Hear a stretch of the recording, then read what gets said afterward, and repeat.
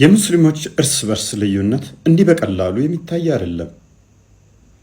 እናንተ የትኛው ደጋፊ ናችሁ? አዳምጡት። በእኛ በሙስሊሞችና በእነዚህ በሙሸቢሃዎች መካከል ያለው የእምነት ልዩነት የበለጠ ግልጽ እንዲሆንላችሁ ይህን ሰው አድምጠን እንመለስ። እዚህ ቦታ ላይ እንግዲህ እኛ ለአላህ ፊት እንዳለው እጅ እንዳለው እናሰብታለን፣ ለአላህ ባት አለው ብለን እናሰብታለን። አላህ ከባቱ ገልጦ ለኔ ስጁድ አድርጉ ይላል። አያሉ ጌታ ጀሃነም ሞላሽ ብሎ ሲጠይቃት አልሞላሁም ስትል አላህ እግሩን ያሳርፍባታል። ለአላህ ሁለት አይኖች አሉት። አላህ Subhanahu Wa Ta'ala ይስቃል። እነዚህ ለምሳሌ አላህ Subhanahu Wa Ta'ala ከአርሹ በላይ ነው ብለን እናምናለን በዛቱ።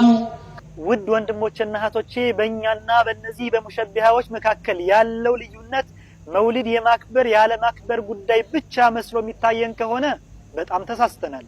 የተወሱል የእስቲጋሳ የተበሩክና የዚያራ ጉዳይ ብቻ መስሎ ከታየንም በጣም ተሳስተናል። በእኛና በእነሱ መካከል ያለው ልዩነት ውድ ወንድሞችና እህቶቼ ከዚህ በላይ እጅግ በጣም የከበደ ነው። ምክንያቱም እኛ አላህ Subhanahu Wa Ta'ala ብለን የምናመልከው ፈጣሪያችንና እነርሱ አላህ ብለው ሰይመው የሚያመልኩት እጅጉን የተለያዩ ናቸው። ለምሳሌ አንድ ጣዖት አምላኪ በእጁ የጠረበውንና የተለያዩ ክፍለ አካላት ያደረገለትን ጣዖት አላህ ብሎ በመሰየም ላኢላሃ ኢላላህ ቢል አላህ ሲል የፈለገበት ያን የጠረበውን ጣዖት በመሆኑ ሙስሊም አያሰኘውም። በተመሳሳይ እነዚህ ሙሸቢሃዎች አላህ ሲሉ የሚፈልጉበት ከተለያየ ክፍለ አካል የገጣጠሙትና ጭንቅላታቸው ላይ ያሰፈሩትን ምስል ስለሆነ ላኢላሃ ኢላላህ ስላሉ ሙስሊሞች አያደርጋቸውም። ምክንያቱም እነዚህ ሙሸቢሃዎች አላህ ሲሉ የሚፈልጉበት እኛ ሙስሊሞች የምናመልከውንና በፍጹም ፍጡራንን የማይመስለውን ጌታችንን ሳይሆን ከተለያየ ክፍለ አካላት የገጣጠሙትና ጭንቅላታቸው ላይ ያሰፈሩትን ስለሆነ ማለት ነው። ፈንተቢሁ ረሂመኩሙላህ። እንግዲህ እንደሰማችሁት ነው ሰፊ ልዩነት እንዳላቸው ኡስታዞቹ ሲናገሩ ሰምታችኋል። በጣም አስቂኙ ፓርት ለድራማ እኛን ለማጭበርበር ግን ምን ይላሉ? እስልምና ሙስሊሞች እኛ ሁላችን አንድ የቤታችንን ገመና በቤት እንሸፍናት ነገር ማለት ነው። ልዩነት ልክ እንደሌላቸው ብዙ ክርስቲያን አለ፣ እስልምና ግን አንድ ነው፣ ሁላችንም አልተለያየንም፣ አንድ ነን ይሏቸዋል። ሙሐመድ እንዲህ ብሏል ሱናን አቢ ዳውድ 4603 ላይ narrated Abu Huraira እንደተረከው the prophet said controverting about the Quran is disbelief በቁርአን ላይ መጨቃጨቅም ሆነ መከራከር ኢአማኝ ያደርጋል። እነዚህ ሰዎች የሚከራከሩት በአምላካቸው ላይ አምላክ ብለው በያዙት በአላህ ላይ በቁርአን ላይ ነው።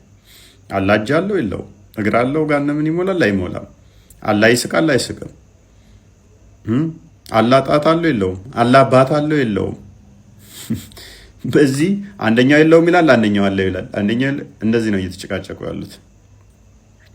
ነብያቸው ደግሞ ከተለያያችሁ ተተጨቃጨቃችሁ በዚህ ኢአማኝ ትሆናላችሁ፣ አማኝ አትሆኑም ብሏል። አንተ ይሄን የምትሰማው የትኛው ኡስታዝ ደጋፊ ነህ? በምንስ እርግጠኛውን ከአንደኛው ትክክል ለመሆኑ አንደኛው ስህተት ለመሆኑ? እንደዚህ አይነት ብዥታ ያለበት አስተምሮ ውስጥ ነው ያላችሁት። አብደላ ኦኬ፣ አህመድ እንትን ብላል። ሉናዬ ሰላም፣ እንዴት ነህ? እንዴት ነሽ? አልሐምዱሊላህ። ጥያቄ ነበረኝ። ኦኬ፣ ትጠይቂያለሽ። አላህ እጅ አለው ብለሽ ታምኛለሽ? እጅ አለው፣ ግን እጅ ስንል እንደኛ እጅ አይደለም። ምንድነው? እንደማን ነው ካዳ? እንደራሱ ነው። ለምሳሌ አሁን አንተ የተቀመጥክበት ወንበር እግር አለው አይደለ? እሺ፣ የአንተ እግርና የሱ እግር አንድ ነው።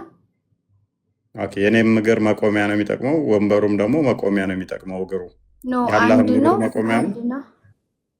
እሱ አልተገለጠልንም። ያው ግን እጅ እንዳለው እናውቃለን። ምን ላይ ነው የተገለጠላችሁ? እጅ አለው ተብሎ ምን ላይ ነው የተገለጸላችሁ? ኦኬ እኔ አሁን ጥያቄ ለመጠየቅ ነው የገባሁት። ጥያቄ ትመልሳለህ? እጅ አለ የተባለው ምን ላይ ነው? ጥያቄ መለስልኝ እፎይ። እሺ ትጠይቂያለሽ። ኤኒዌይስ እንግዲህ ዛሬ እንዳያችሁት ነው። ማሄርን ብቻ እንድልቀበልና እመጣለሁ ሁላችሁም ጋር።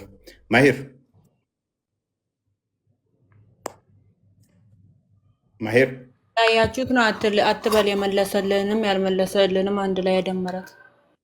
አንቺማ ምንድን ነው የመለሽው? እስኪ ምንድን ነው ያልሽን አንቺ? ሁለት ቀኝ እጅ ነው ወይንስ ግራና ቀኝ እጅ ነው ያለው? ፖለቲካ የለም እንትን አቅጣጫ የለውም። ያለ ሱብሃነሁ ወተዓላ ግራ ቀኝ ከፍጡራን ጋር እንትን አለው አልኩህ እኮ ስንቴ ነው የምነግርህ? ኦኬ ስንት እጅ ነው ያለው? ሁለት እጅ እንዴት ያምጪ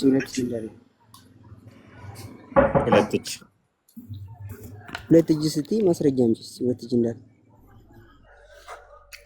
በሱረቱ ሷድ ላይ አውጣ እስኪ። ስልኬ እኔ አንድ ስልክ ብቻ ነው ያለኝ። እርግብ ክፈችላት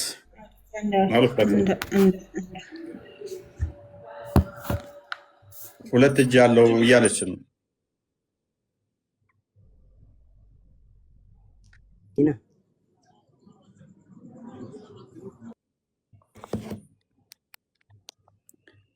እጅ ማለት ምን ማለት ነው? ምን ብሎ እንደተናገረ ተነገረኝ። አንተ ሁለት እጅ ያለው ብሎ ተናግሯል እያለች ነው። አታምንም አንተ ሁለት እጅ እንዳለው?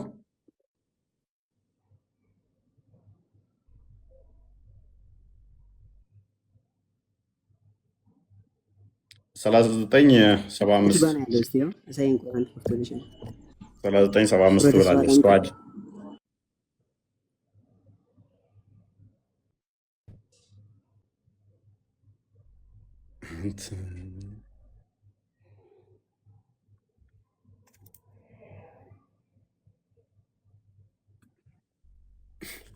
አወጣ ከእንዴ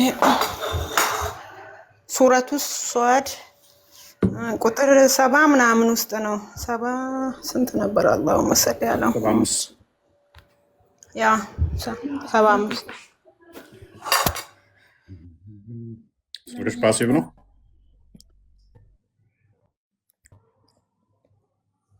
ኦኬ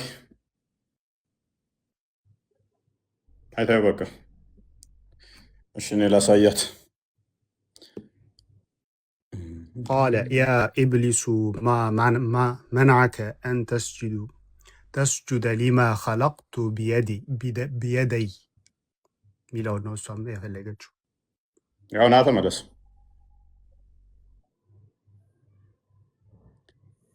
ካሜራ ግን ትንሽ ወልወል አድርጋት፣ ድምዝዝ ብሏል። ወጥቷል። አናበበልሽ እኮ ቀራልሽ። አላህ በቀኝ እጆቼ በሁለት እጆቼ ለፈጠርኩት ከመስገድ ምን ከለከለ? አይ ማስረጃ ምናምን ሲል የነበረው ሰውዬ እንዲያይ እኮ ነው። ዝም ብዬ ከራሴ ፈጥሬ አይደለም። ስልክ ይሄ ሌላ ቢኖርማ እንትን ቢኖረኝ ሌላ አሳይክ ነበረ። ያልተረጋገጠ ወሬ እዚህ መተን እሱ ራሱ የታዘባችሁ ነው። ዝም ብላችሁ ስቀባጥሩ ማለት እስኪ ንገረኝ። አሁን እዚህ ጋር ቁርአኑ እኮ ቀራዎች ያ ቃለ ያ ኢብሊሱ ማ መንዐከ አን ተስጁደ ሊማ ኸለቅቱ ቢየደይ ልቀጥለው ወይስ ላቁም? ይበቃናል። እሺ እንደዛ ይላልና በእንግሊዝኛ አልተርጉምልሽ ማለት ነው ወይስ በአማርኛ አልተርጉምልሽ? በአማርኛ ተርጉምላት። አላህም ምን አለ? ኢብሊስ ሆይ በሁለት እጆቼ ይላል እዚህ ላይ። እዚህ ጋር በሁለት እጆቼ አማርኛው በኃይሌ በቅንፍ ውስጥ በኃይሌ በቅንፍ ውስጥ ነው ያስቀመጡት። ለፈጠርኩት ከመስገድ ምን ከለከለህ? አሁን በቅንፍ ውስጥ ኮራህን ወይስ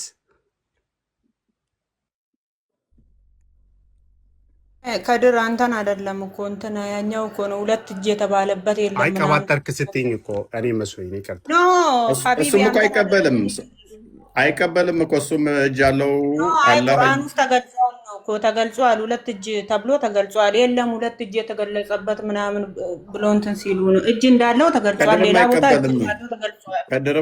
ከድርም ሁለት እጅ ያለው አላህ ብሎ አያምንም። ታምናለህ? ከድር ትንሽን አላወቅኩትም። ፍላወር ልበል እና እኔ ሁለት እጅ እዚህ ቁርአኑ ላይ ማለት ነው በአማርኛ በቅንፍ ውስጥ ነው ያስቀመጡት። አሁን እዚህ ላይ እጅ የሚለውን ትርጓሜ ሳናቅ እንትን አሁን እዚህ ጋር እፎይ ሲያነሳ ማለት ነው ቻሌንጅንግ የሆኑ ጥያቄዎች ሲነሱ እኛ እንትን ነው ስሜታዊያኑ እንወቅ። ገብቶሻል? አሁን እሱ ብዙ ሲሳደብ ምናምን ሰምቼዋለሁ። ዛሬ ቀን ሪስፔክት ሆኖ ነው የሚያወራው። እኔ ልቀባጠር አልተሳደብኩም። ኖ ዛሬ ቀን አላልኩም። ከዚህ በፊት ሁሌ ስገባ በጣም እኔ ልሰማም አልችልም በስድብ እና አሁን ሪስፔክት አድርገን ነው ዛሬ ቀን እያወራ ያለው። ግን አሁን ሌላ የፈለግኩት ትርጉም በአማርኛ ሲተረጎም በአብዛኞቻችን አንረዳውም። በእንግሊዝኛ ምቺ ከሆነ ወይም በአረብኛው ተፍሲር አለ። እሱን ብታነብ ጥሩ ነው። ኡስታዝ በቀደም ሲወያይ አልሰማህም እንዴ? ከሱ በላይ ታውቃለህ? አይኔ ኡስታዞች ስላሉ አይደለም ብዙ ከእነሱ የተሻሉ ብዙም አሉ። የእውቀት ባለቤቶችን ጠይቁት ይባላል። ከአንተ ከፍ የሚሉትን ደግሞ ትጠይቃለህ። ከስራቸው እኔ ድርቅ ያለ ሰው ማለት ነው በዚህ ትርጓሜ ብቻ ነው የሚተረጎመው ብሎ ድርቅ የሚል ሰው እኔ አልቀበልም። ገብቶሻል? አሁን አንቺ የምትይው ኡስታዝ ወሂድ ምናምን እነሱ በጣም ከእኔ የተሻሉ ናቸው። እኔ አውቃለሁ እያልኩ አይደለም። አንዳንዶች አሉ እንትን አልተገለጸም እንዲህ እጆች አሉት ብለን እንትን አንልም ምናምን አለ ግን እጆች ይላል እኮ እጆች አይልም እኮ አይደለም። እዚህ ጋር እጆች አሉኝ ብሏል አላለም እኮ። በእጆቼ የፈጠርኳቸው ሲል ፈጠርኩ ሲል እጅ አለኝ እያለ ነው ያለ ነው። ለምንድን ነው አልተገለጸም የተባለው? እኮ ስላልተገለጸ ነው እንደዛ የሚለው። እና አሁን ደግሞ እጅ አለው እግር አለው ስንል ደግሞ ያመጣው ጥያቄ ማለት ነው በጣም ለጭንቅላታችን እንትን መሆን አለበት። ምክንያቱም ዳይሬክሽንን እንትን ይፈጥራል፣ ስፔስን ይፈጥራል። አላህ ስፔስ በፈጠረው ቦታ ይቀመጣል ብለሽ ታስቢያለሽ? አሁን ይወርዳል ምናምን እንደዚህ ብዙ እኮ እስላምን እያሰደባችሁ ነው። ምንድን ነገር ሙስሊም ነህ ወይ? ማናቅ ከሆነ አናቅም ማለት በጣም ጥሩ ነው። አናቅም ማለት እውቀት ነው። ረሱል ሰለላሁ ዐለይሂ ወሰለም እኮ ፎያን አሳሳቅም ሳቅለት በእናትህ ሲጀመር ማለት ነው። ከድር እኛ የገባ ነው እፎይ ልንጠይቅ ነው። ሙስሊም አይደለም እኮ አሁን ጥያቄ አለኝ። እኔ እኮ መጨረሻ እሱ አላስተናገረኝም፣ ጥያቄን አላስተናገደው። ከድር ሙስሊም አይደለም እየተባልክ ነው ምናምን እያለ ስም መጥቀስ እንትን በቃ የእውቀት ባለቤቶችን ጠይቁ፣ ተማሩ፣ ከነሱም ስር ተብለናል። እኛም ደግሞ የቀራነውን እንትን ያልነውን ስንት እጅ ምናምን አንዳንዶቹ እንደዚህ አልተገለጸም ምናምን አንዳንድ ስልክ እኔ ደግሞ ሁለት ያልኩ 2 ሚል ቦታ የለም ቁርአን ውስጥ ብላችሁ ስትከራከሩ አሳይ ምናምን ሱራው ምናምን ስልክ የለኝም እንጂ እስካሁን ድረስ የለም። እኔ አሁን አንቺ በትርጓሜ ነው የምታነቢው። አረብኛ ወረደው በአረብኛ ነው። ስለ በየዲ ሲል እኮ ቁጥር አላስቀምጠም። ዋሂድ ወላይ ምን አላለም። በየዲ ነው ያለው። አንዴ አብዱል ሰመድ ምን አለ መሰለ እዚህ ላይ በእንግሊዘኛ ሲተረጎም ምን ይላል መሰለክ? ሁለት አይልም with my hands ነው የሚለው፣ በእጆቼ ነው የሚለው። አሁን በእንግሊዘኛ ሲተረጎም እኔ በአብዛኛው በአማርኛ እንትን አለው በእንግሊዘኛ፣ ምክንያቱም እንግሊዘኛው ትንሽ ይቀርባል። አማርኛ በጣም ገደብ አለው። አረብኛው ራሱ እኮ ግልጽ ነው። በሄዲ ሲል በእጄ ማለት እና በእጆቼ ነው ያለው። እዚህ ጋር ያለው ቁጥር አላስቀመጠም። ቢያንስ 10 ወይ 1 ወይ 2 አላለም በዚህ ላይ። ስለዚህ በሄዲ ሲል በእጅ እንዳለው ነው የተናገረው እዚህ ላይ። አሁን እዚህ ላይ ችግሩ ምን መሰለህ? ከነሱ ማለት ነው አላህን እየገደቡት ነው ያሉት። ገብተዋል? አላህ አይገደብም። አሁን ልቀጥል ወይስ? ቀጥል። እኔ አሁን ሪስፔክት ይቅርታ፣ እህቶቻችን እዚህ ያሉት ማለት ነው እኔ ሩድ ሆኜ በስነ ስርዓት እያወሯችሁ ካልሆነ እየጮኩ ከሆነ ይቅርታ፣ እኔ አዲስ ነኝ ለዚህ እና እኔ ኦፕን ነኝ። ስህተት ካለብኝ ማላውቀው ከሆነ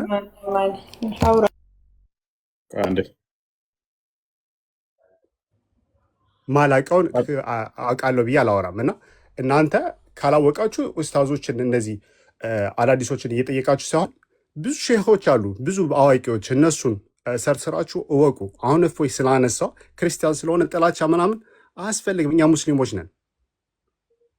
ገብቷችኋል? እሱ ይሳደብ ምን ይበል፣ እውቀት ካመጣ በቃ እሱን በቃ ይሄ ልክ አይደለም ብሎ እንትን ካለ በቃ እኛ መከራከር ወይም መወያየት አለብን። አሁን እኔ ጥያቄ አለኝ፣ ጥያቄን ይመልስልኝ። ምክንያቱም ሳይመልስ እንዲያወርደኝ አልፈልግም። እሺ ቀጥል። በቃ ደከመኝ እኔም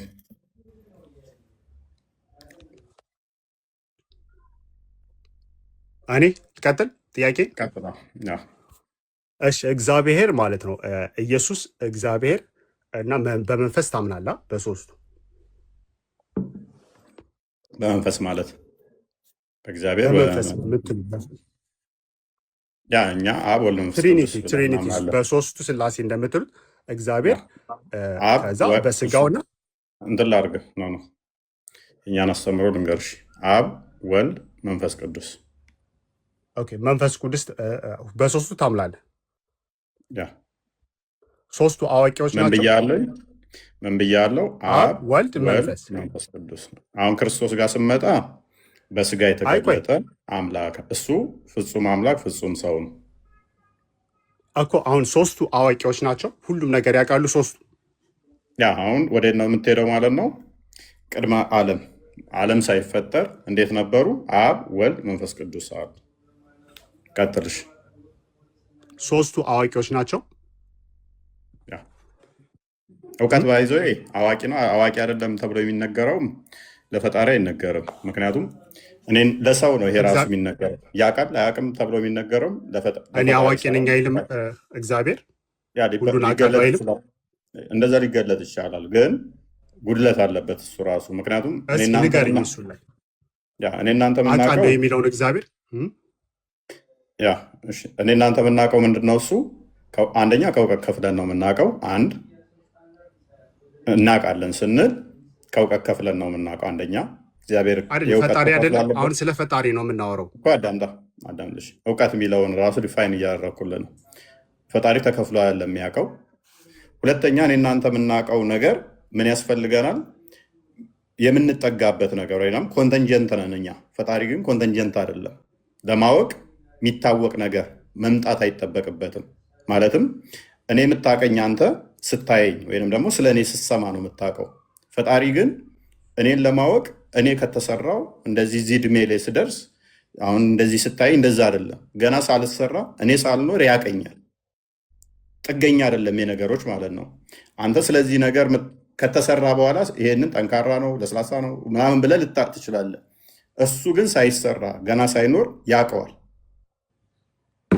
ስለዚህ አወቀው አላወቀው እነኚህ የሚሉን ነገሮች ጉድለት እንዳለባቸው እንድታውቃቸው ነው። ንግግራቸው በራሱ ማለት ነው። ጉድለት ስትል ለፍጡራ የምትናገረው እና ለፈጣሪ የምትናገረው አንድ ስላል አይደለም። እኔ አሁን እውቀት ያልኩ ለፈጣሪ አሁን ሁሉም ነገር ያውቃል። ሁሉም ነገር ያውቃል በሚገባ። እግዚአብሔር ለምንድን ነው? ኢየሱስ ያውቃል በሚገባ። እግዚአብሔር የሚያውቀውን ኢየሱስ ያውቃል። ራሱ እግዚአብሔር ነው። ራሱ እግዚአብሔር ነው። እዚህ ላይ ምን ይላል መሰለህ ከማርቆስ፣ ስለዚያች ቀን ወይም ስለዚያች ሰዓት ግን የሰማይ መላእክትም ቢሆኑ ልጅም ቢሆን ከአባት በቀር የሚያውቅ የለም። ምን ትለዋለህ? ኦኬ እሱ ጋር አሁን ልጅ እንደሆነ ታምናለህ። ክፍሉ ላይ ልጅ እንደሆነ ይናገራል አይደለ? አንድ ናቸው ብለኸኛል እኮ አሁን አንድ ናቸው ብለኸኛል። አንድ ናቸው ስለ በምንድን ነው? በባህሪ በመለኮት አንድ ናቸው እያልኩ ነው። በአካል ግን አንድ ናቸው እያልኩ ሁሉም ያውቃል ብለኸኛል። ያ በአካል አንድ ናቸው እያልኩ እንዳልሆነ ግልጽ ነው። ስለዚህ አንተ የጠቀስከው ምንድን ነው? እሱ ማቴዎስ ወንጌል ምዕራፍ 24 በእውቀትም ያውቃል ብለህ ነበር። ማንኛው የደረበው ጣልቃ ደግመህ እንዳደረብ በእውቀት አያውቅም እኔ አልወጣኝም ሲል አንድ ባህሪ፣ አንድ ፍቃድ፣ አንድ ስልጣን ስላለች ያውቃል ወይ? በደንብ ያውቃል። ማቴዎስ ወንጌል ምዕራፍ 24 ቁጥር 36 ወይንም ደግሞ ማርቆስ ወንጌል ምዕራፍ 13 ቁጥር 32 ላይ ያለ ክፍል ነው። ያ ከኋላ መለስ ብለህ ታሪኩን ብታየው ሙሉ ሁሉንም እንደሚያውቅ ማወቅ ብቻ ሳይሆን ነቢያቶችንም እንደሚልክ የሚናገርበት ክፍል ነው። መላእክቶችንም የሚልክ ክርስቶስ እንደሆነ የሚያውቅ እና የሚናገር ክፍል ነው ክፍሉ። ቀጣይ ሄደህ ብታየው ምዕራፍ ሙሉን ብታነበው ክርስቶስ እንደሚያውቅ የሚናገር ነው። ታዲያ እዛ ጋር ለምንድን ነው ስለዛች ሰዓትና ስለዛች ቀን ከአብ በቀር ልጅም ቢሆን ተብሎ የተነገረው ለምንድን ነው የሚለውን ነው። አንደኛ የአብ የባህሪ ልጁ እንደሆነ እዛው ክፍል ላይ እየነገረ ነው። የአብ ልጅ መሆኑን ነግሮ ምን አለ? ስለዛች ሰዓት ወደኋላ ተመለስ። ስለዛች ቀንና ስለዛች ሰዓት ግን ከአባት ብቻ አይደለም በቀር የሰማይ መላእክት ቢሆኑም ልጅም ቢሆን የሚያውቅ የለም ይላል አለ ክፍሉ። ኦኬ። ስለዚህ እዛ ክፍል ላይ እያለ ያለው አንደኛ የአብ የባህሪ ልጅ እንዳለ እየነገረን ነው። በእስልምና አስተምሮ ደግሞ አላህ በፍጹም አባት ሊሆን አይችልም። ስለዚህ ክርስቶስ ይህንን ካስተማረ ይህን በማስተማሩ ብቻ ይህንን ክርስቶስ አስተምሯል ብለህ ካመንክ እስልምና ስህተት ይሆናል ማለት ነው። ምክንያቱም ሱራ 18:4 ላይ ስላንተ ባይብል ነው እያወራለሁ፣ እንዲቴል አብራራላለሁ መልሱንም ጭምር ማለት ነው። ሱራ 18:4 ላይ ቁርአን ራሱ የተጻፈው አላህ ልጅ ይዟል የሚሉትን ለማስፈራራት ስለሆነ፣ ሱራ 1988-93 ደግሞ ለአራማን ልጅን ያዘ ወለደ አሉ። ይህ ከባድ ንግግር ነው። ከዚህ ንግግራቸው ባይቆጠቡ ሰማይ ልትቀደድ ተራሮች ሊናዱ ይቃረባሉ፣ ለአራማን ልጅ ያዘ ወለደ ስላሉ ይላል። ስለዚህ ይህ ክፍል ክርስቶስ ካስተማረው በእውነትም ይህንን ብሎት ከሆነ ክርስቶስ ሙስሊሞች እንዳመጡት ማለት ነው እኛ እናምናለን። አዎ አስተምሮታል። ሙስሊሞች ትክክል ነው አስተምሮታል ብለው ካመጡት እስልምና ስህተት ይሆናል ማለት ነው። ሱረቱ ዙሩፍ ላይ ደግሞ 81ኛው አያ ላይ ለአራማን ልጅ ካለው ልጁም ገዢ እንደሚሆን ይናገራል። ስለዚህ አሁን ልጅ እንደሆነ ተናገረን። ታዲያ ለምንድን ነው አብ ያውቃል የተባለው? ማወቅ የሚለው በመጽሐፍ ቅዱስ እንዴት ይተረጎማል? አንደኛ በግብር አልገለጻትም፣ አላወቃትም። ወልድ ዘፍጥረት ምዕራፍ 4 ላይ ከቁጥር 1 ስትመለከት ምን ይላል? አዳምና ሔዋን በገነት ነበሩ። ዘፍጥረት ምዕራፍ 2 ላይ አዳምና ሔዋን በገነት ቢሆኑም ግን በግብር ስላላወቃት ምን ተባለ? ዘፍጥረት ምዕራፍ 4 ላይ ከገነት ከወጡ በኋላ አዳም ሚስቱን አወቃት ይላል። አብረው እኮ ኦልሬዲ ኖረው ነበር። ከገነት ከወጡ በኋላ ግን በግብር ሲያውቃት ምን ተባለ? አወቃት። ስለዚህ አልሰራባትም ማለት ነው። የመጀመሪያው ትርጉም ምንድን ነው? አልሰራባትም ወይም ደግሞ በግብር አልገለጻትም። አብ ልብ ነው ብለን እናምናለን ወንድማችን። አብ ልብ ነው በኩነት አስተምሮ፣ ወልድ ደግሞ ቃል ነው ብለን እናምናለን። መንፈስ ቅዱስ ደግሞ እስትንፋስ እግዚአብሔር ብለን እናምናለን። ስለዚህ በአብ ልብ ታስባለች፣ በቃል ግን አልተነገረችም። ወልድ ምን ስላል? ክርስቶስ በስጋ የተገለጠ ቃል ስለሆነ በአብ ልብነት ተይዛለች፣ በአብ ልብነት ታስባለች፣ በቃል ግን በአብ ቃልነት በወልድ ቃልነት አልተነገረችም፣ አልተሰራባትም፣ አልተገለጸችም። አንድም ከፍጡራን ስለየው ነው፣ ከፍጡራን እየለየው ነው። አንድም ደግሞ ሰዎቹ የሚፈልጉት ምን ነበረ? ኤግዛክት ቀን ነበር የሚፈልጉት። በዛን ሰዓት ደግሞ ገና መንፈስ ቅዱስን አልተቀበሉም። ስለዚህ ገና መንፈስ ቅዱስን ስላልተቀበሉ ነገ ነው ቢላቸው ሊጨነቁ ነው። የዛሬ 3000 ዓመት ነው ቢላቸው ደግሞ 3000 ዓመትማ ከሆነ እንደ ልባችን እንብላ፣ እንጠጣ፣ እንስከር፣ ገና ነው ቅያማ፣ ትንሣኤ ገና ነው ብለው ሊዝናኑ ነው። ስለዚህ አልነግራችሁም ቢላቸው ደግሞ ምን ሊላቸው ነው? ምን ሊሉ ነው? ኦኬ ከኛ የሚደብቀን አለ። ስለዚህ ለምን የምንማረው ከሱ የማይነግረን አለ? አልነግራችሁም እያለን ነው፣ የሚደብቀን አለ ብለው ሊሉ ነው። ስለዚህ መንፈስ ቅዱስን እስኪቀበሉ ድረስ በዚህኛው አለፋቸውና ሐዋርያ ሥራ ምዕራፍ 1 ላይ ስትመለከት ከቁጥር 7 ጀምሮ አብ በገዛ ስልጣኑ ያደረጋትን ቀን የወሰናትን ለእናንተ ታውቁ ዘንድ አልተገባችሁም አላቸው። ስለዚህ በአብ ትወሰናለች። ቅድም እንዳልኩ በአብ ልብነት ታስባለች፣ በቃል ግን አልተነገረችም። ስለዚህ አልተገለጸም፣ በአብ አልተሰራባት። ምክንያቱም በስጋ በያዘው ስጋ በደመና የሚመጣው ወልድ ነውና በግብር አልገለጻትምና መንፈስ ቅዱስን ስላልተቀበሉ አስቀድሞ አብ በገዛ ስልጣኑን የወሰናትን ለእናንተ ታውቁ ዘንድ አልተገባችሁም አላቸው። ነገር ግን ሁሉን እንደሚያውቅ ኦኬ አብ ያውቃል አለ። አብ ያውቃል ማለቱ ራሱን ያውቃለው ማለት ነው። ምክንያቱም የአብ የባህሪ ልጁ ብቻ ሳይሆን የእሱ የሚያውቀውን ሁሉ እንደሚያውቅ ዮሐንስ ወንጌል ምዕራፍ 17 ላይ ቁጥር 10 ላይ የአብ የሆነ ሁሉ የኔ ነው ብሏል። በደንብ አስተውል። የአብ የሆነ ሁሉ የኔ ነው፣ የኔ የሆነ ሁሉ ደግሞ የአብ ነው ብሏል። ስለዚህ አብ ያለው ሁሉ የኔ ነው፣ እኔ ያለኝ ሁሉ የሱ ነው ብሏል። እንዲህ ካለ ከቅድሙ ጋር አይጋጭም? ከየትኛው ጋር? ቅድም ካልኩት ማለት ነው። ምን ካልከው ጋር?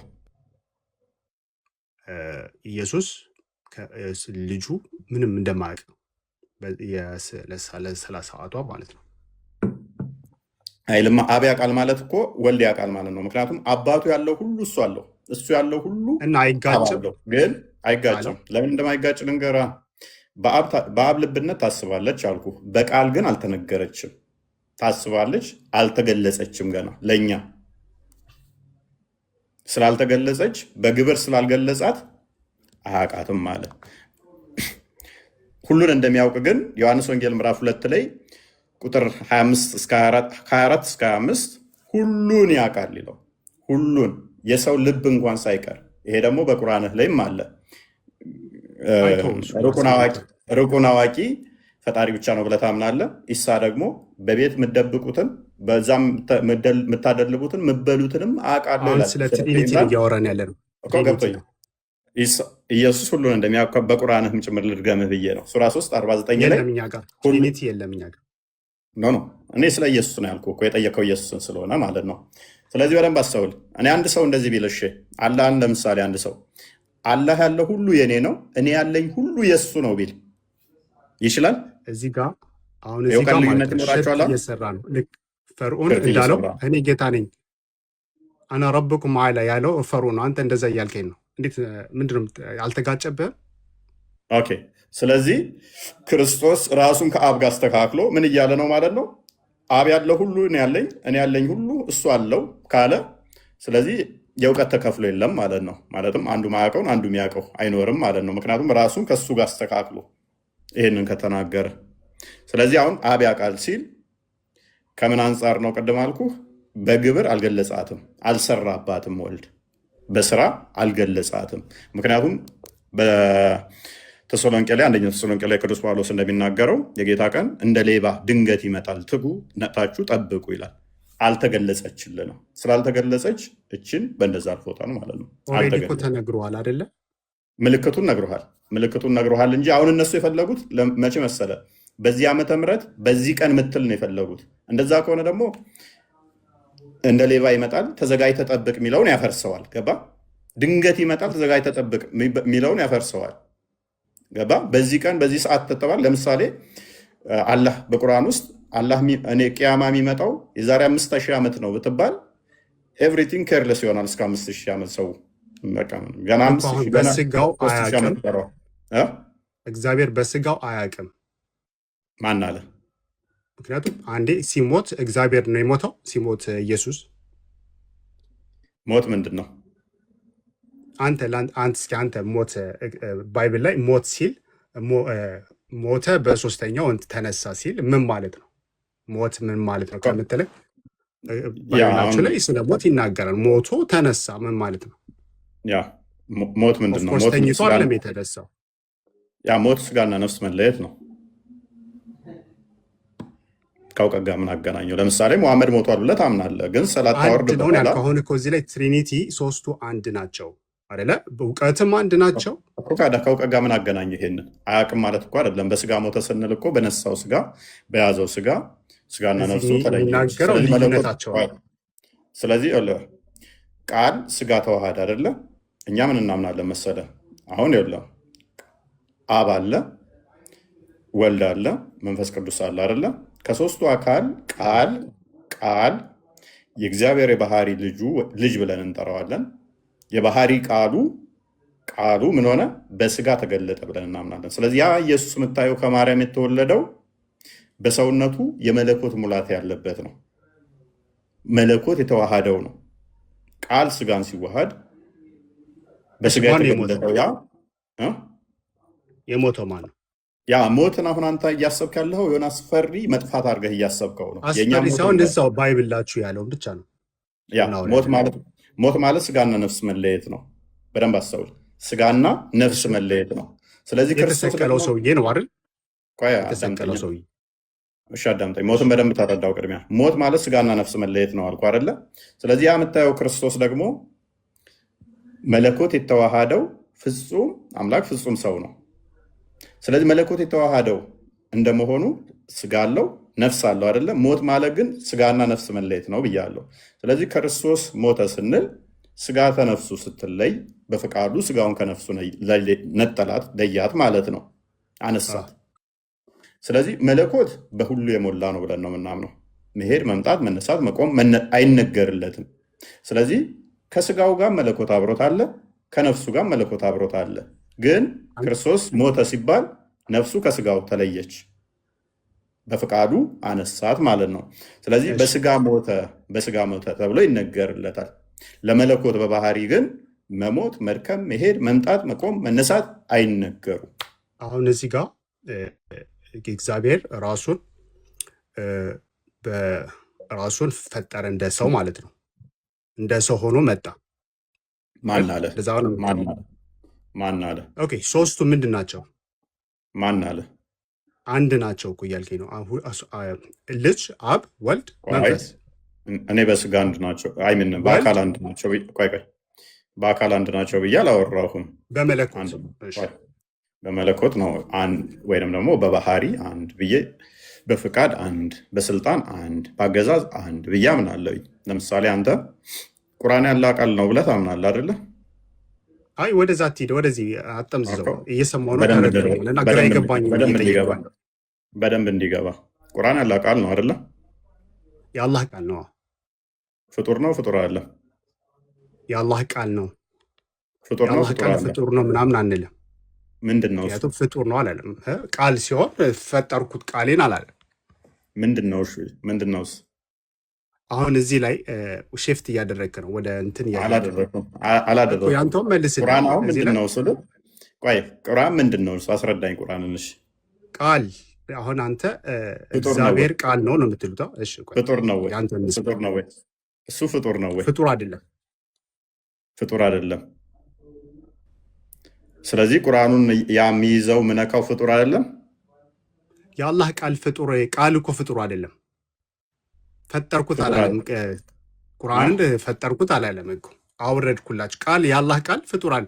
አሁን እዚህ ጋር ወደ የኛ ትሪኒቲ አናምንም በሶስቱ። አሁን አንተ የጠየቅኩን ሽፍት አታድርግ ፕሊዝ። ፍጡር አይደለም ብለኸኛል። ቁርአንም ፍጡር አይደለም ብለኸኛል። ቁርአን አላህ ነው ማለት እንችላለን? ቃሉ እንዴት ነው አላህ የምንለው? ራሱ አልገባኝም። ስለዚህ ከአላህ ዲስቲንክት ነው ማለት ነው። ከአላህ ዲስቲንክት የሆነ እኛ ጋር የመጣ ቃሉ የሚባለው ፍጡር ያልሆነ የአላህ ነገር አለ ማለት ነው።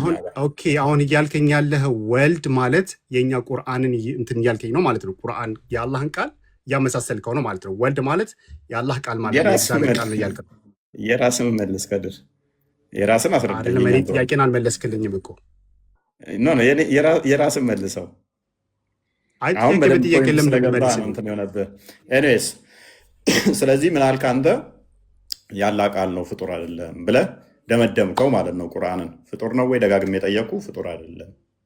ስለዚህ ያ ፍጡር ያልሆነው ያላህ ቃል ሊታይ ሊዳሰስ ሊነካ ማይችለው ነገር ግን በወረቀት ላይ አሁን እያየነው ነው፣ እየነካ ነው፣ በቃልም እየቀራ ነው። ስለዚህ ሊታይ ማይችለው በጥያቄ መመለስ ይቻላል፣ ችግር የለውም። ግን እስኪ አንዴ ተረዳኝ። አሁን እኔ ልረዳ እንጂ እንትን አይደለም አይደለ? አንተ እንደጠየቀኝ ቅድም እንደሰማው ከእኔ ደግሞ ስማኝ። ምክንያቱም አሁን ሶስት ናቸው ያልክ፣ እኔ አሁን ልረዳ ፈልጋለሁ። እግዚአብሔር አለ፣ ልጅ አለ፣ መንፈስ አለ። እነዚህ ሶስቶች በአምልኮት አንድ ናቸው፣ በእውቀት አንድ ናቸው። እዚህ ባይብል ላይ ምንድን ነው የሚለው? ልጅ አያውቅም ምንም ነገር ማለት ነው። ልጅ አያውቅም፣ ስጋ አያውቅም፣ ራሱን ፈጠረ። የፈጠረው ራሱ መምጣት አይችልም፣ ግዴታ በማርያም መወለድ አለበት ማለት ነው እግዚአብሔር። በአንድ እኮ ብዙ ጥያቄ እየጠየክ ነው። ልጅም ቢሆን የሚለውን አስረዳው። እሱን ራሱን ፈጠረ እግዚአብሔር ምናምን ብለህ ደግመህ እንዳትናገር። የራስህ ላይ እኮ ቁርአንን ነገርኩ። ቁርአን አላህ ነው ወይ ስለ አይደለም ያላህ ቃል ነው አልከኝ። ፍጡር ነው ወይ ስለ ፍጡር አይደለም አልከኝ። ስለዚህ እኛ ደግሞ ምን ብለን እናምናለን? ወልድን የአብ የባህሪ ቃሉ ብለን እናምናለን። ያ የባህሪ ቃሉ በስጋ ተገለጠ። ቆይ አንዴ፣ በስጋ ተገለጠ። የማይታየው የማይዳሰሰው ማይነካው እርሱ በሚታይ በሚዳሰስ ስጋ ተገለጠ። የአብ የባህሪ ቃሉ ብለን እኛ እናምናለን። አንተ ደግሞ ያላህ ቃሉ በወረቀት ላይ ለምን ተሰቀለሽ? ለምን መልሳለሁ። ስለቱ ለምን ወደዛ ትሄድማ ትበለኝ። ፓራላል ማሳየት ስላለብኝ ነው።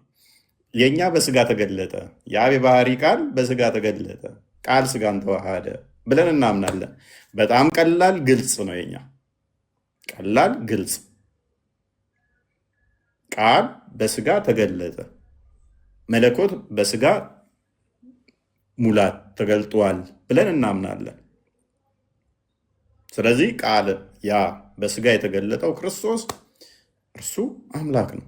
በስጋ ስለተገለጠ የሚታይ የሚዳሰስ የኛ አካል ገንዘብ አድርጓል ብለን እናምናለን። አንተ ደግሞ ያላህ ያ ማይታየው ማይዳሰሰው ማይነካው ቃሉ በወረቀት ላይ ተገልጿል። ፍጡር አይደለም ብለህ ታምናለህ። በቂያማ ቀን ደግሞ ራሴ ዝም እላለሁ። እኔ አዳምጣለሁ። በቂያማ ቀን ደግሞ ሊያማልድህ ይመጣል። እንደሚያማልድህም ታምናለህ። ቁርአን ሊያማልድህ ደግሞ ይመጣል። ያውም የገረጣ ሰው ሆኖ ይመጣል ቁርአን። እሱ ደግሞ ሞዳሊዝም ይባላል። ያንተ የገረጣ ሰው ሆኖ ይመጣና ሸፋ ይሆናል ማለት ነው። ኤኒዌይስ ለምን ተሰቀለ? ስቅለት እሱ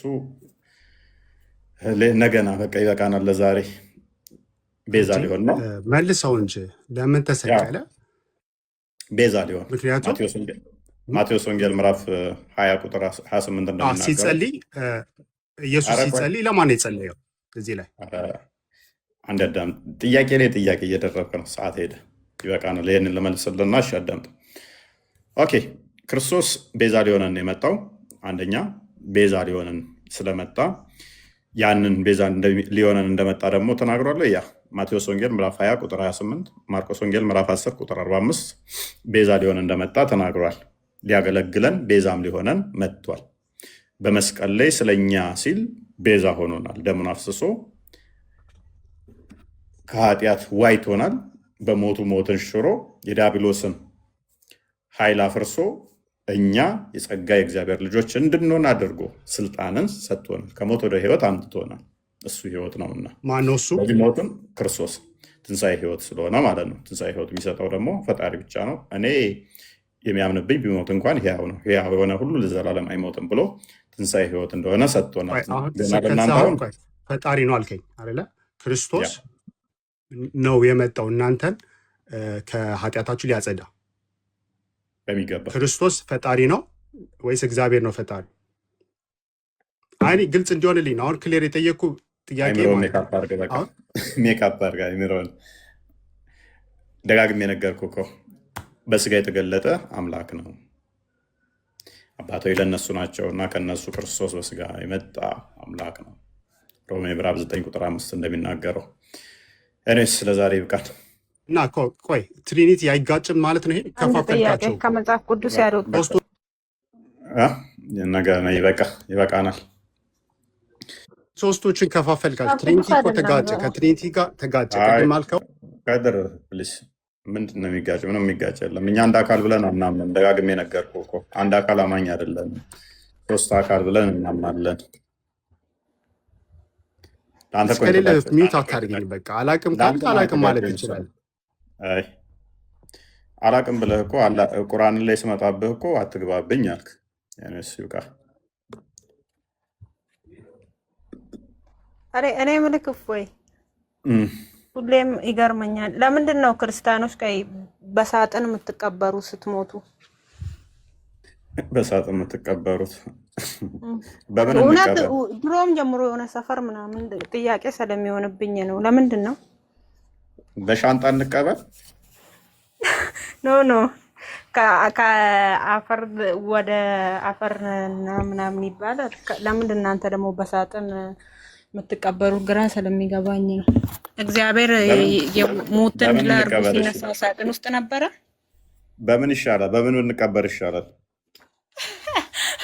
ለምን ወደ አፈር ተመላሽ አልሆናችሁም? ለምንድን ነው ሳጥን ውስጥ ገብታችሁ የምትቀበሩት ነው ጥያቄ። ሳጥኑ አይበሰብስም እንዴ? ቢሆንም ለምን እንደሞታችሁ አፈር አይነካችሁም ነው ጥያቄ። እና ወይ ደግሞ እኛማ በአቦጀዲ ነው። በአቦጀዲም እኮ እኛ ጋርም ይቀበራሉ። እነሱ ደሃ ናቸው፣ ምስኪን የሌላቸው ናቸው። እና ለምንድን ነው ለመቃብር ቦታ ብር የምከፍሉት? አሁን አንተ እፎይ በጊዜ ከፍለ ካልሆነ ስትሞት መቀበሪያ የለም፣ ምንም ፍምስና ቦታ ያስገኝልህም። አሁን ስትሞት የኔ ከፈልክ ነው። ለምንድን ነው እሱን አሳስቦች ነው እንደ ክርስቲያን ያልሆንሽው? መቀበሪያ ቦታ ሰጡኝም ብለሽ ነው? ሁሌም ግራ ስለሚገባኝ ነው። አንዱ ራሱ እንዳንተ አስተማሪ ነው። እኔ አንዱ ወጥቻለሁ ከክርስትና ስል ይስፋክ ሲለው እኔ የምቀበርበት ቦታ ራሱ እኮ ከቤተ ክርስቲያን አልተሰጠኝም እኮ። ምንድን ይስፋ የምትለኝ? ካልከፈልኩ በቀር እቀበራለሁ እንዲህ አለ። ከዛን የሆነች እኛም ሰፈርም እንዲቹ ደሃ ናቸው፣ መቀበሪያ አታ ሰፈር ሙስሊም ምናምን ነው ራሱ ቤተክርስቲያኑ አለ እምቢ ብሎ እንትን ያለችው የቀበሯት ተዋቶላት የተቀበረችው ኖ ብር አዋጥተውላት ለምንድን ነው ለመሬት ከፍለክ ለሳጥን ከፍለክ ለምንድን ነው ብዬ እናንተ ግን እኮ እንግዲህ ሜይ ቢ እናንተ ስትቀበሩ የመቃብር ቅጣት አለ አይደለ? ኢየሱስ ጤናማ እናንተ የመቃብር ቅጣታችሁን እንትን ብሎ ስለሄደ እናንተ የላችሁ። እኔ ሽንት ነካህ ተብዬ መቃብር ውስጥማ በመዶሻ ልቀጠቀጣትም። አንደኛ ተጠንቅቄ ነው የምሸናው፣ አሁን ሁለተኛ ከጥያቄ ግን ቆይ ካትሽሽ ለምንድን ነው ለመቃብር ቆይ ቦታና ለሳጥን የምትቀበረው? ቆይ ሁሉም ስራው ነው የሚያወጣው። ሁሉም ስራው ነው የሚያወጣው። ስለዚህ ሰፊ ቦታ የመቃብር ቦታ ሰፊ ቦታ አለሽ በመቃብር ውስጥ አለ። እናንተ አልሐምዱሊላህ እኛ እንደናንተ ሙስሊሞች ብር ከፍለን አንቀበርም አባቴ። እኛ አላህ ምድሩ ሰማይና ምድሩን የአላህ ነው። አንከፍልም ለመቃብር ቦታ እኛ ሙስሊሞች። አንተ ግን አሁን ታዋቂ ስለሆንክ የኔ በየወር ወር የምከፍለው ክፍያ አለ እና ቆይ ከራስህ እንደዚህ ቆይ እንዳንተ አዳምጪ። የሚያስተምር አይዳ ሰውዬ ነው አይዳ የሰማሁት። አይዳ የመቃብር ቅጣት አለ በእናንተ። እንደገና ኃጢአት ለሰራ መቃብሩ ትጠባዋለች አይደል? እንዲህ ጭፍልቅ ታደርገዋለች። ጠባ ጠባ ኃጢአት ላልሰራ ነገርኩህ እኮ እሱ እንደየስራክ ነው። ማንም ሰው ስራው ነው የሚያወጣው። መልካም ሰው ከነበርክ አዎ መልካምነት ያወጣሃል። ክፉ ሰው ከነበርክ ክፋትክ እንደ ክፋት ቅጣትህን ታገኛለህ። አለኝ አለክ ነገርኩክ። ጥሩ እኮ ሰው ለእናንተ ከነበርክ አሁን ጥሩ ሰው ከነበርክ መቃብራችሁ ስራክ ያወጣሃል። ይሰፋላችኋል መቃብሩ። መጥፎ ሰው ከነበርክ ደግሞ እንደዛችሁ የመቃብር እንትን ይጠብቀሃል ማለት ነው። ለዛ አንተ አሁን በሳጥን ተቀበርክ ምን አልክ? መጥፎ ስራ ሰርቶ ለሄዱትም ኢየሱስ ገነት ትገባላችሁ። እናንተ ገነት ነው የምትገቡት እንደተቀበራችሁ። ክፉ ሰው ከነበርክም ምድር ላይ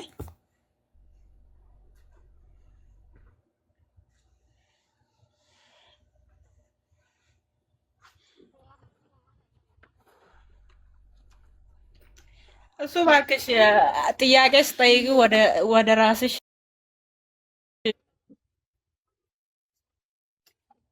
ለመንግስት ግብር እየከፈልሽ በመንግስት መሬት ላይ ነው ኔቨር ምንም ከመንግስት ጋር የሞት የመቃብር ቦታ ከመንግስት ጋር ምንም አይገናኝም። እሺ መቃብሩን ቦታ ገዝተሽ እኮ ነው አይዳ። ኖ እናንተ ጋር ምስኪኑ ምንም የሌለው ምስኪን መቀበር አይችልም። ብዙ ጊዜ ስለታዘብኩ ነው። የኔ ቆንጆ ሁሉ የሚቀበረው ኔቨር እኔ ልንገርሽ ቤታችን ቤተክርስቲያን አጠገብ ነው። ትቀበላለሽ። በቃ አይዳ ኖ በቃ ልንገርሽ ምንድነው ሞት የሞት እንትን አይዞሽ። ኤኒዌይስ ከፈለጉ እኔ ይልሻው ምልክ ይፍጩት፣ አሁን የመቃብር ከፈለጉ ቦታ ይቅበሩ። የከፈልክ ነው ጥያቄ። ቆይ የመቃብር በቃ የከፈልክ ነው። እኔ መቃብር እንትን ተፈለጉ ይልሽ ፈይተው ዱቄት አድርገው ይበትኑት። አሁን ያሰጋናል እኮ አይዳ። አሁን በደንብ ካልተቀበረ እኮ ይልሽ በእስልምና ትናንትና ስንማማር ሰምተሻል። ሬሳ አልሰማሁም መብላት አልነበረም። ይቻላል።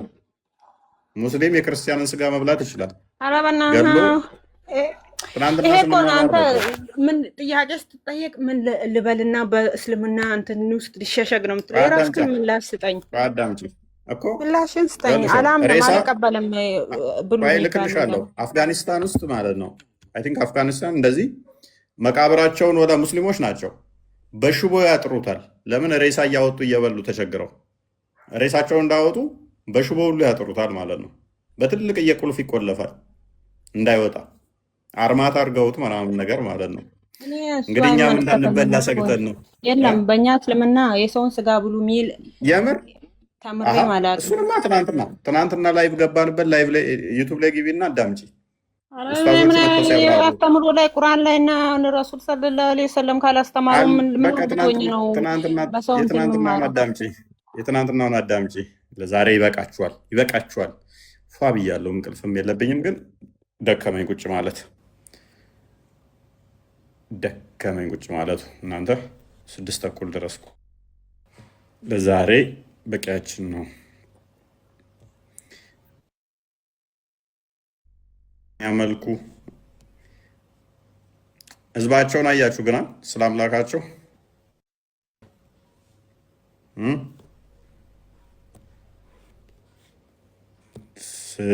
ክርስትና ላይ ብቻ ነው መሰገጥ የሚፈልጉ። ስለ ራሳቸው ምንም ማስረዳትም አይፈልጉም። ምንም ነገር የለም። ላሽ ላሽ ላሽ ላሽ ፍታ ፍታ በቃ ክርስትና ላይ ብቻ። ክርስትና ላይ ግን እስከ ጥግ ድረስ ጭንቅላታቸውን ይጠቀማሉ።